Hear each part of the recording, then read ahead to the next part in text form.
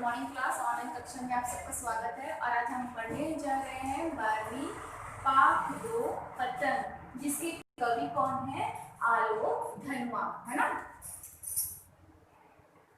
सबसे तेज बौछारी गई भादो गया सवेरा हुआ, खरगोश की आंखों जैसा लाल सवेरा, शरद आया फूलों को पार करते हुआ। अपनी नई चमकीली साइकिल तेज चलाते हुए, घंटी बजाते हुए जोर जोर से, चमकीले इशारों से बुलाते हुए, पतंग उड़ाने वाले बच्चों के झुंड को चमकीले इशारों से बुलाते हुए, और आकाश को इतना मुलायम मुलायम मतलब कोमल, है ना, आकाश को इतना मुलायम बनाते हुए कि पतंग ऊपर उड़ सके। दुनिया की सबसे हल्की और रंगीन चीज उड़ सके, बांस का सबसे पतला कमानी उड़ सके। कमानी मतलब पतली डंडी, है ना, कि शुरू हो सके सीटियों, किलकारियों और तितलियों की इतनी नाजुक दुनिया। तो नाजुक का अर्थ होगा यहाँ पे कोमल। और प्रस्तुत पाठ का प्रसंग बनने जा रहा है, प्रसंग, है ना। प्रस्तुत काव्य पंक्तियों में कवि आलोक धनवा ने वर्षा ऋतु के बीत जाने के बाद शरद ऋतु के आगमन का वर्णन किया है। साथ ही उसने ये भी बताया है इस पाठ में कि प्रकृति में जैसे जैसे क्या होता है, ऋतु परिवर्तन होता है। हमारी प्रकृति में क्या है, जैसे जैसे ऋतु परिवर्तन होता है वैसे वैसे बच्चों के मन जो भावना है ना, बच्चों की जो भावनाएं हैं उसमें भी क्या होता है, धीरे धीरे परिवर्तन होता चला जाता है ना। तो प्रश्न समझ में आया? जैसे जैसे प्रकृति में ऋतु परिवर्तन होता है ना, उसी के अनुसार बाल सुलभ चेष्टाओं में भी क्या है, बच्चों के मन में भी क्या है, परिवर्तन होता चला जाता है। तो आइए शुरू करते हैं पाठ 2 पतंग, जिसके राइटर कौन है? आलोक धनवा।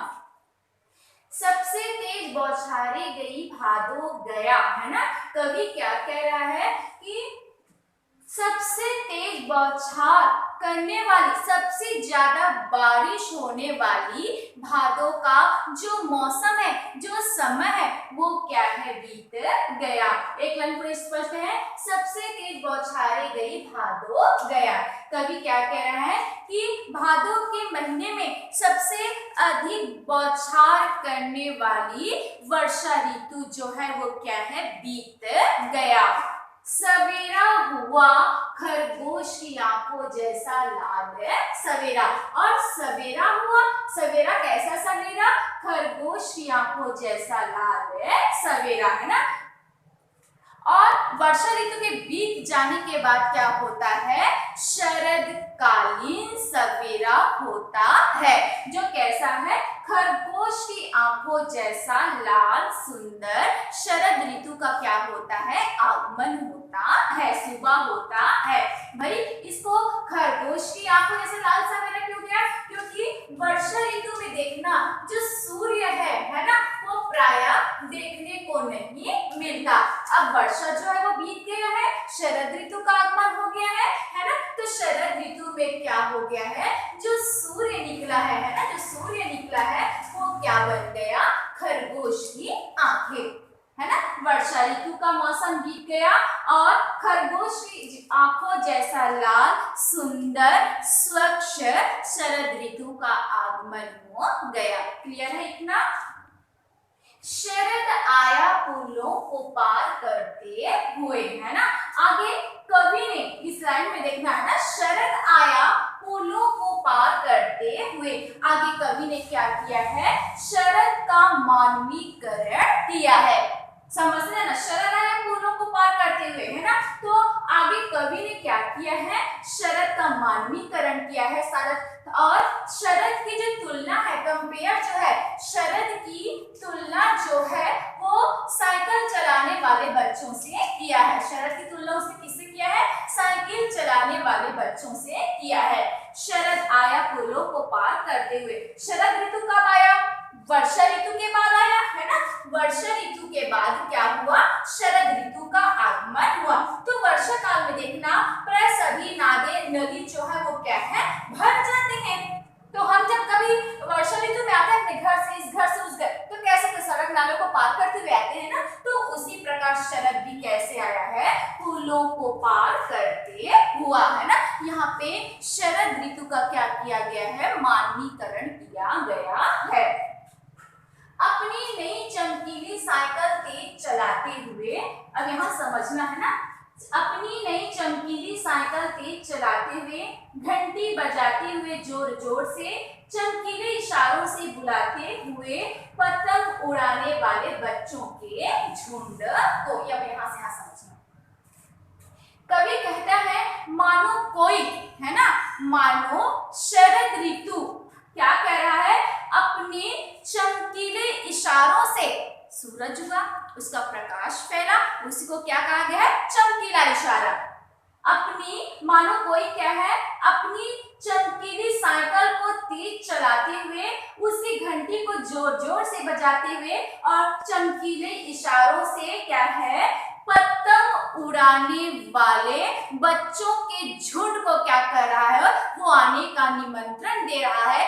ऐसे शरद का क्या किया गया, उसने मानवीकरण किया है। शरद ऋतु के सुबह का कवि ने वर्णन किया है। यहाँ से समझ लेना, अपनी नई चमकीली साइकिल तेज चलाते हुए, घंटी बजाते हुए, जोर जोर से चमकीले इशारों से बुलाते हुए पतंग उड़ाने वाले बच्चों के झुंड को, कवि यहाँ पे शरद ऋतु का मानवीकरण करते हुए कहता है।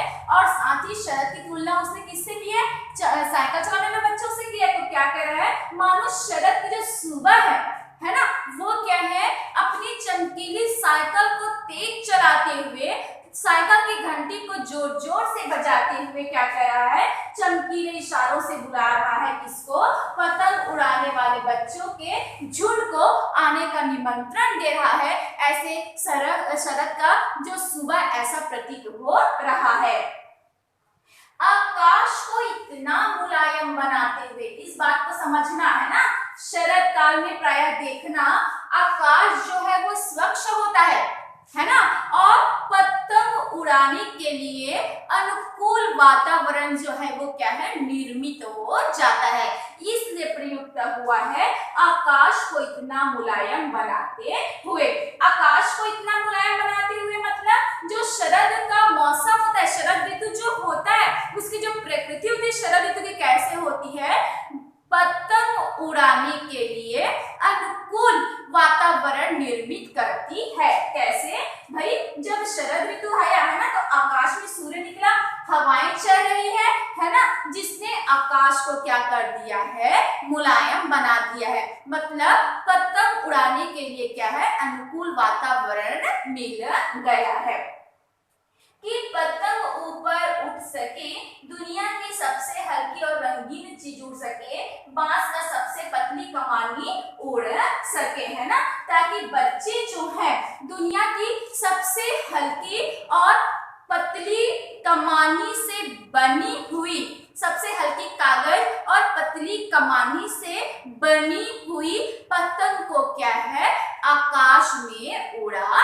सके। शरद ने ऐसा वातावरण जो है वो निर्मित कर दिया है। अब बच्चे की पतंग जो बहुत आकाश को छूने तक चली गई, है ना, इतनी ऊंची उठी कि वो क्या है, आकाश में चली गई, वो इतनी ऊंची ऊपर उठी वो, है ना, कि वो आकाश को छू रहा पतंग, ऐसा माहौल बन गया। तो बच्चों के उत्साह का वर्णन होते क्या क्या है कि बच्चे जो है ना, जैसे जैसे पतंग ऊपर गई है ना, बच्चों का जो उत्साह है, सीटियां जो है, बच्चों की जो किलकारियां है, वो क्या है, सुनाई दे रही है।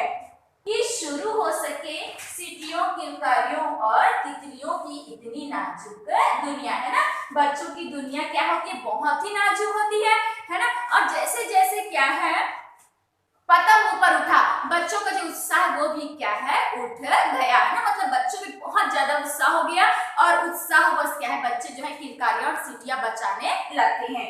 तितलियों की इतनी नाजुक दुनिया, है ना, और बच्चों की दुनिया कैसी होती है, तितलियों के समान कोमल होती है। तो यहाँ से आपका क्वेश्चन बनने जा रहा है, तितलियों की इतनी नाजुक दुनिया से कवि का क्या अभिप्राय है।